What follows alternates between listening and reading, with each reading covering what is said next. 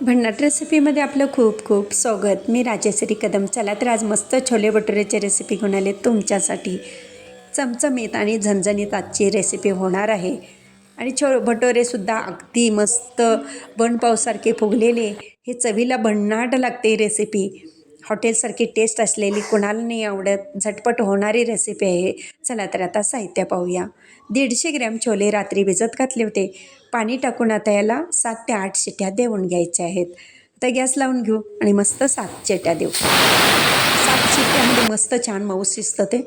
1 वाटी त्यासाठी मैदा घेतलेले भटुरेसाठी आणि मोठा 1 स्पून रवा घेतलेला आहे. पिंचभर खायचा सोडा, चवीपुरतं मीठ घालूया.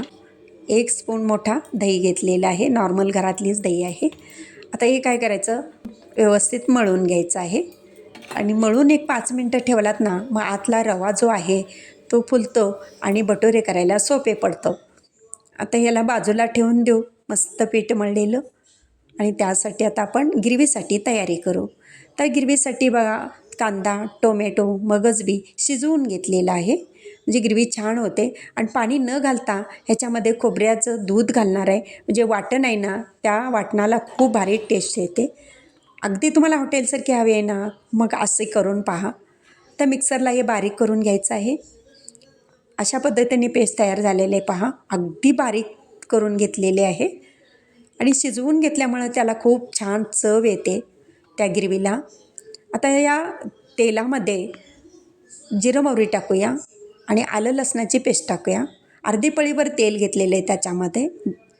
तेल तुम्हाला किती हवा आहे, कट हवा आहे का कसा हवा आहे त्याप्रमाणे तेल घालायचं आहे. आता ह्याच्यामध्ये घालू लाल तिखट. घरचा लाल तिखट आहे.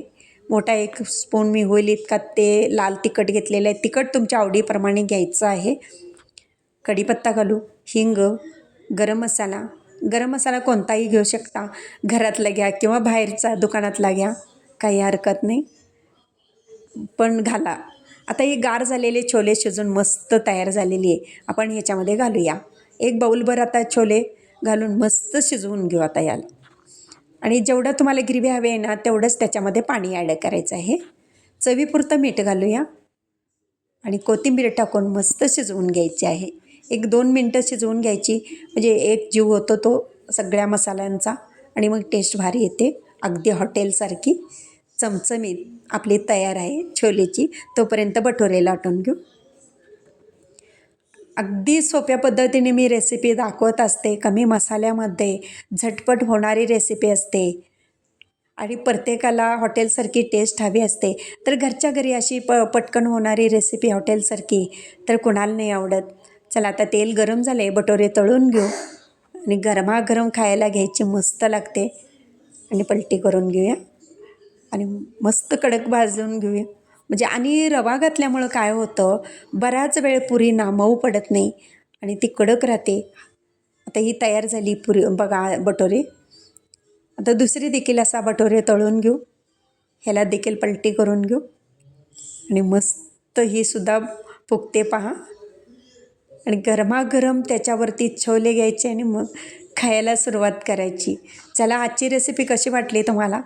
माझी रेसिपी व पदार्थ आवडल्या चॅनलला सबस्क्राईब करा, बेल आयकॉन दाबा, लाईक करा, इतरांना शेअर करण्याचं विसरू नका, तसेच कमेंट करण्याचं विसरू नका. आपल्यासाठी अशीच नवनवीन पदार्थ आणि तोपर्यंत धन्यवाद.